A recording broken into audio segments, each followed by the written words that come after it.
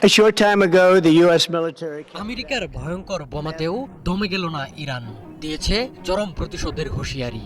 Iran জানিয়েছে মধ্যপ্রাচ্যে মার্কিন অবস্থান হবে তাদের মূল টার্গেট। যুক্তরাষ্ট্রের বোমা হামলার রাতেও ইসরায়েলে হামলা চালিয়েছে আয়াতুল্লাহ খামেনির বাহিনী। অপারেশন ট্রু প্রমিস 3-র নতুন ধাপে ইসরায়েলের দিকে আত্মঘাতী ও আক্রমণাত্মক ড্রোনের বিশাল ঝাঁক পাঠিয়েছে ইরান। ইরানের ইসলামী বিপ্লবী গার্ড বাহিনী জানিয়েছে দখলদার ভূখণ্ডে ছড়িয়ে থাকা কৌশলগত লক্ষ্যবস্তুতে আঘাত হানতে ড্রোনগুলো পাঠানো হয়।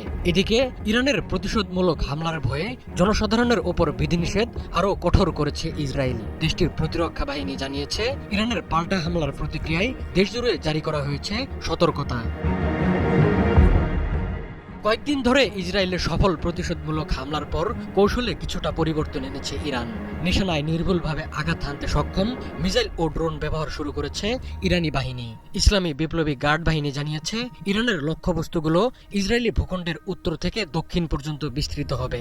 ইরানের ব্রিগেডিয়ার জেনারেল আলী মোহাম্মদ নাইনি সতর্ক করে বলেন, নতুন অভিযান হবে ধারাবাহিক ও দীর্ঘস্থায়ী, যা ইসরায়েলি বাহিনীর প্রতিরক্ষা ভারসাম্য নষ্ট করবে।